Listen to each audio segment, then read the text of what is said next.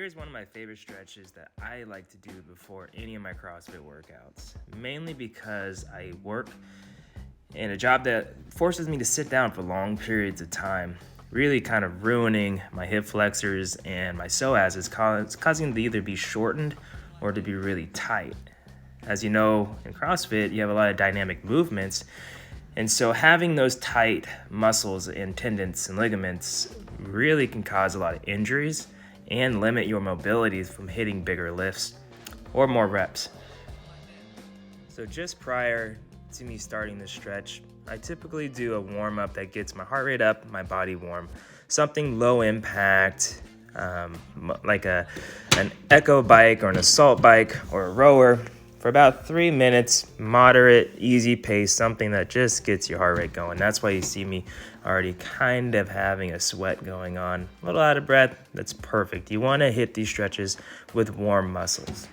So I throw a knee pad down, my leg up against the wall, and sit back into the wall. I try to keep my shoulders square as possible, and I make sure my back is straight.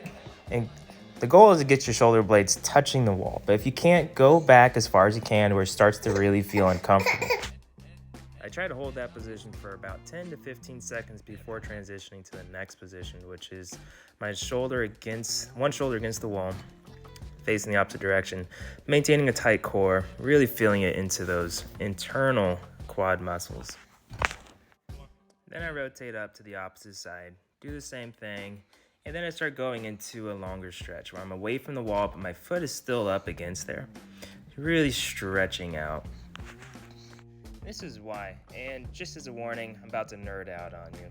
On the front of your quads, or the anterior portion, you have the vastus medialis, the rectus femoris, which is right down the middle, and the vastus lateralis, which is on the outside of your leg. Those are pretty much what makes up the quad. And then you have what's called the TFL, or the tensor fasciae latae. Those ones are the big driving forces for extending your leg. So you want to make sure you hit those when you start leaning forward. So that's why you stretch your leg out straight in front of you, reach out to touch your toes, big chest. Those are really going to stretch out those big driving muscles. Then on the back side of your thigh, or the posterior side, you have the gracilis, which is on the inside of your thigh, then the semitendinosus, the semimembranosus, and then the bicep femoris, which is on that lateral side of the back of your thigh. The reason why I bring those up is because when you start stretching into the back against the wall with your leg up, you're going to stretch out those muscles as well. You really want to hit these big muscle groups.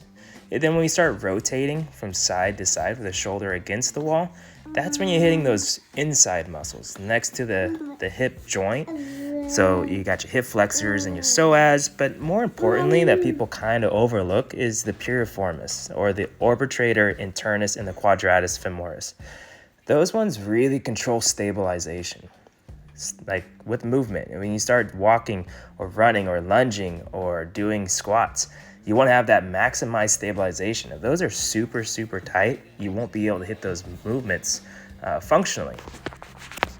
And anytime that you are limited in range of motion, your body starts to cheat to compensate for a lack of mobility, and that's where injuries occur. So that's why we do these stretches. All right, guys, have a great workout, and remember, we can always be better.